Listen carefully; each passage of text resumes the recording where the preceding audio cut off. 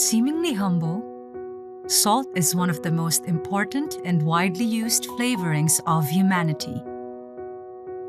Extracted with different methods and holding cultural values in diverse communities around the world.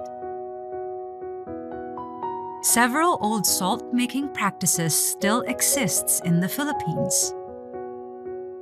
In the island of Bohol, salt makers produce salt through traditional methods that largely remain intact since olden times.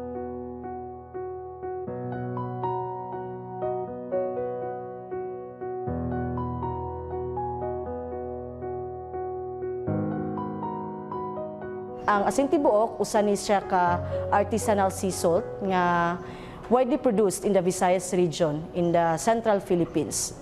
Sa unang panahon, in the 17th century, gihulagway kani in detail gyud ni Father Ignacio Alsina, usa ka Jesuit chronicler bahin sa Asin Tibuok nga kanhi gitawag nga Sal de Visayas or Salt of the Visayas.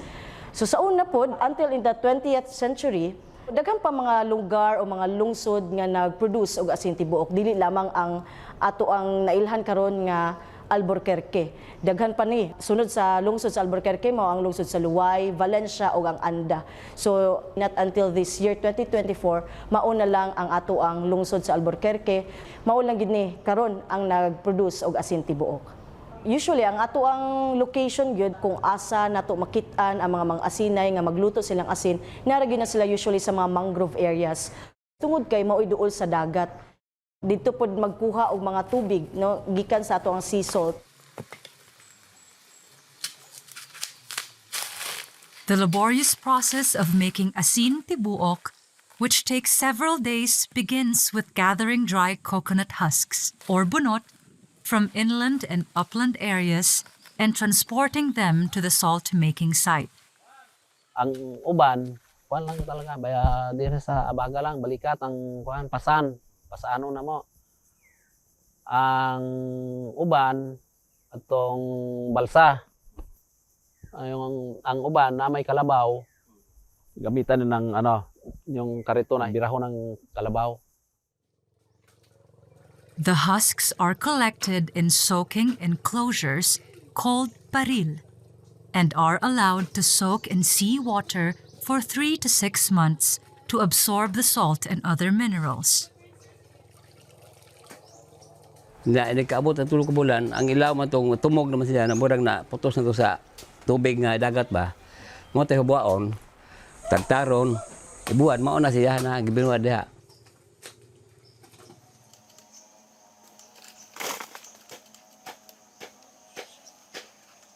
Pagka humagbuwad, maghakot ang pumili og kahoy nga dagko. Pag naanay kahoy, naanay bunot, kompleto na, gikinahanglan, magkuha na magdaob na. Human naghapnig sa kahoy, amo tong tabunan sa bunot nga tinadtad. Amo tong tabunan. Pagka human og tabon, pagka ugmaan, amo na itong daoban.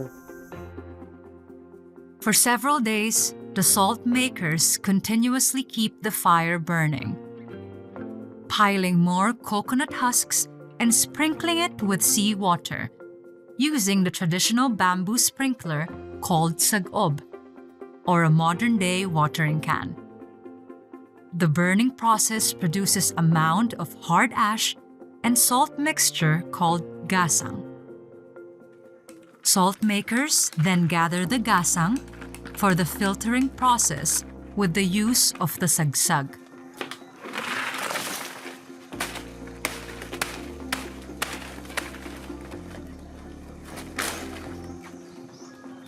Ang buri leaves, sigid nga mufasen, and naapoy mga cogon grass, no, nga naa dito sa ilawom sa kay mupurma man to siya imbudo.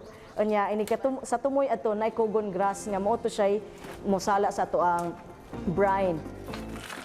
After placing the gasang into the sagsag, seawater is then poured into it to get a concentrated salt solution or brine called tasik, collected in a pasong placed in the bottom. After enough brine is collected, the cooking process begins using the salt clay pots. Called kulun or kun, the clay pots are used specifically for salt making, made by a few potters near the salt making area. The clay pots are arranged on a long stove made of hardened ash, inserting rocks into the set for stability.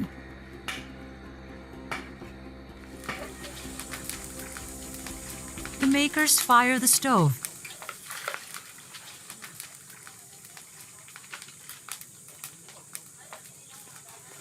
And then constantly pour the brine into the pots using a lagang or shell scoop, a bagol or coconut shell, or modern-day can.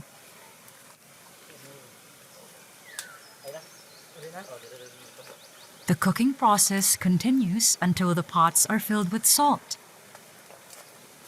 The bottom of the pots usually cracks, signaling that the Asin Tibuok is now fully formed.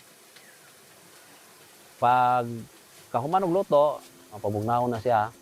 Pag kaugma na, hauno na siya. Limpyuhan.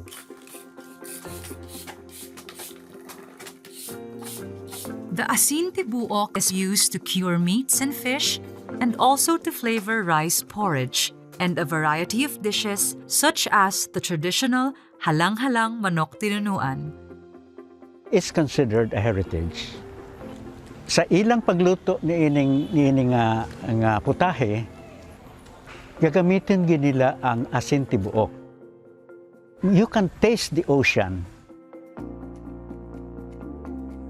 Salt making is practiced within families. The knowledge and skills passed on from one generation to the next.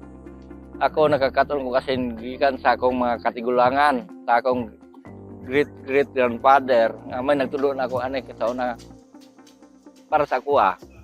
Ang Asin Tibuok yun, na sunod na mo sa katigulangan eh. Pinaka-importante nga naman. Through the years, the practice of making Asin Tibuok declined, almost to the point of vanishing. In the salt-making area of Albuquerque, once bustling with salt workshops, there are now about 4 families left still making Asin Tibuok. Several factors contribute to the decline, including diminishing demand and lack of interest among the younger generation. In recent years, people are discovering Asin Tibuok and it started gaining popularity. Several chefs and food makers have also began using the artisanal salt. Na-taste ko na mas maganda yung taste ng Asin Tibuok. Para kasing may smoky flavor na kino-complement niya yung chocolate. I've been using Asin Tibuok with my sikwate. Iba ang taste ng sikwate with Asin Tibuok.